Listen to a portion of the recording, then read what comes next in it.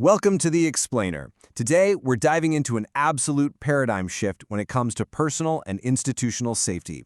Look, we are officially moving way past the era of fragile consumer-grade fitness bands that just, count your steps. We're entering the age of proactive, mission-grade safety ecosystems. So today, we're going to take a deep, detailed look at the Alum Ein ecosystem and its flagship hardware, the S1. Okay, let's dive into this by picturing a pretty visceral scenario. Imagine a lone worker in a massive industrial facility takes a severe fall. Or maybe a first responder is incapacitated out in the field. They're unconscious, disoriented, or physically just unable to move their arms. Well, every single SOS-enabled wearable on the market today shares one fatal flaw. It requires that user to consciously press a button. If you literally can't reach your own wrist, that expensive piece of tech instantly becomes a useless paperweight right at the exact moment you need it most. So that brings us to what I like to call the power of zero. The Alum S1 requires exactly zero manual input to save a life. Think about it. The traditional approach is completely reactive. It just sits there waiting for you to tell it there's a problem. But the Alum S1 approach flips the script entirely. It uses advanced biometric and motion AI to proactively detect an anomaly and automate the trigger itself. It watches, it learns, and it acts completely autonomously if you're in a situation where you can't act for yourself. Here is our roadmap for the explainer today. 1. The passive wearable problem. 2. Proactive mission-grade hardware.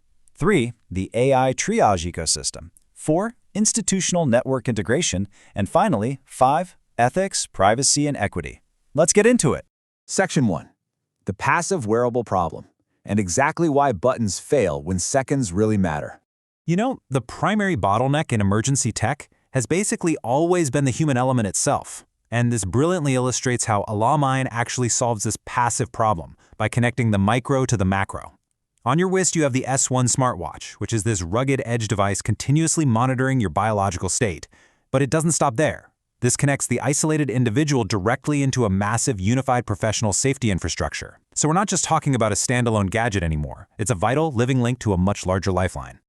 Moving on to Section 2. Proactive mission-grade hardware. Basically, engineering for the field. So we're moving completely away from those consumer-grade smartwatches you might wear to a yoga class. Looking at the hardware specifics, the S1 features a ruggedized, armored chassis built to withstand drops, impacts, moisture, and totally extreme temperatures. But honestly, the real engineering genius here is something called biometric anchoring. By using continuous PPG pulse sensing and skin contact verification, the S1 actually knows it is on a living wrist. This is absolutely crucial because it completely prevents false triggers from, say, a watch that's just been taken off and tossed on a locker room bench. Plus, it's designed for practical manufacturability, it is field serviceable and repairable, choosing long-term durability over aggressive microminiaturization. Let's walk through a genuine worst-case scenario. Say an attacker attempts to destroy or disable the device before help can arrive. Well, the S1 anticipates exactly this with its anti-tamper logic. Step 1. Biometric and tension sensors instantly detect a forced or abnormal removal from the wrist. Step 2. In a matter of literal milliseconds, it executes an instant burst transmission, blasting your final GPS coordinates and vital signs straight to the cloud. Step 3. Data is preserved. Even if the device is instantly smashed to pieces a second later, responder teams already have your last known location and physiological state. Now, what's really fascinating about this ecosystem is the 20% threshold. This activates what Alum calls the pure survival state. The second the battery hits exactly 20%, the device ruthlessly kills all non-essential background apps. We're talking notifications, background syncing, ambient displays, all of it, instantly terminated. Why?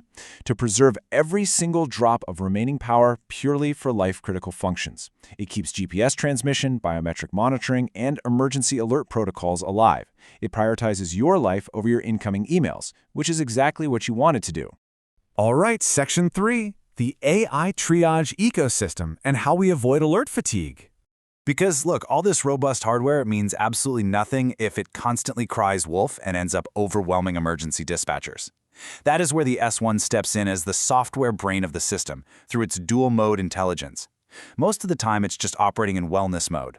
This is a low-power baseline state, where it quietly and continuously learns your normal movement patterns and resting heart rate. It's building a highly personalized AI profile of you. But the moment an anomaly is detected, say a violent, sudden change in accelerometer data, it seamlessly shifts into safety mode. This is a high-priority state that activates full sensor fusion and live GPS tracking, and it does it all without any user input required. To make sure we get the absolute right level of response, the system uses a highly precise 3-tier triage setup. Green means safe. That's a routine clearance confirming you are active and totally unharmed. Yellow is what they call a pre-peril state. An anomaly is detected, like unusual vitals or a missed check-in. At this yellow level, supervisors or personal contacts are notified to simply monitor the situation. But red means a life-threatening event is confirmed. This immediately activates critical intervention protocols, dispatching your live GPS, vitals, and an audio override directly to designated responders. So to understand how it confirms a red alert without making a huge mistake, we have to look at the timeline. At 0 seconds, an anomaly is detected. The device then gives you a mandatory 40-second alphanumeric override window. This is a super vital human-in-the-loop grace period, because if you just bumped your watch really hard on a door frame, you have 40 seconds to tell the watch you're okay and cancel the alert.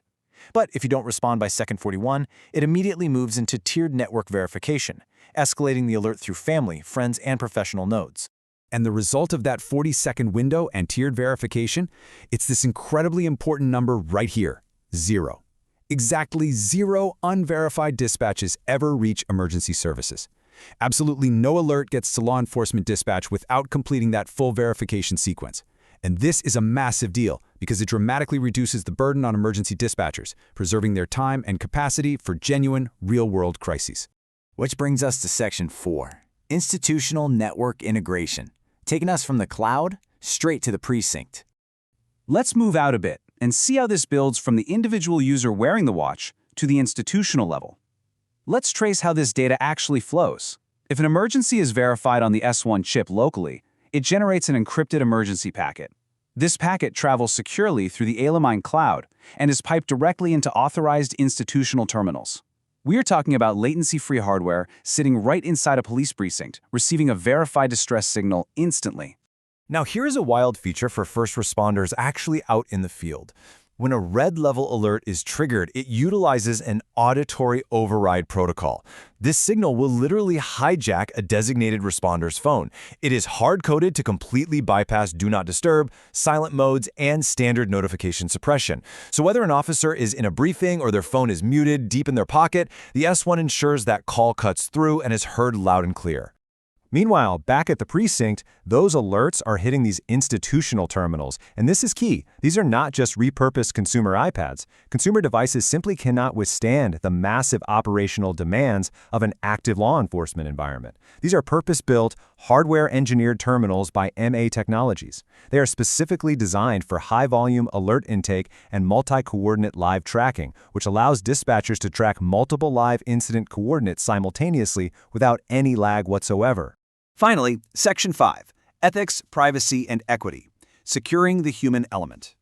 Look, wearing a constant biometric tracking device obviously introduces massive privacy implications, which is exactly why Alamayan built privacy into its very foundation. They addressed this first through the Secure Vault. Every user's identity is stored with end-to-end encryption. But, what happens if someone goes missing? Well, the system balances privacy with utility by allowing warrant-based access. So in a critical emergency or a missing persons case, authorized agencies can request legal access to these identity records. And to ensure complete transparency, there are strict, time-stamped audit trails for every single data access event. So the crucial point here is how your actual biological data is handled. Alamine utilizes biometric edge processing. What this means is your fingerprints, your voice patterns, your facial data, they're all analyzed locally right there on the S1 chip. The raw biometric templates never actually leave your device. By drastically minimizing the cloud footprint, they virtually eliminate the hacker risk that's usually associated with massive, centralized biometric databases. And because of this rigorous architecture, the ecosystem hits total compliance with the heavy hitters of data security. We're talking GDPR for European data privacy, CCPA for California consumer protections, HIPAA for strict medical and health info, and CJIS for criminal justice information services. This proves this system isn't just theoretical. It's built to legally and safely operate across incredibly strict international health and criminal justice boundaries. Alamine also takes aim at a really insidious problem known as digital redlining. Historically, a lot of legacy emergency response algorithms systematically underserved marginalized communities because they were trained on biased data. Alamine guarantees equitable emergency response by actively combating this from day one. They train their models on highly diverse data sets, they conduct regular third-party audits, and they provide completely transparent model documentation. They are making algorithmic fairness a true structural commitment, not just a marketing buzzword. Which brings us to the ultimate question we really have to ask ourselves as we look at all the technology we wear every single day. If our smart devices actually have the capability to independently recognize when our lives are in danger, is it time we stop waiting to ask for help and let our devices do the talking? This explainer clearly shows that the technology is already here, perfectly bridging the gap between passive wearables and proactive, life-saving intervention. I think it's time we completely rethink the future of our own personal safety.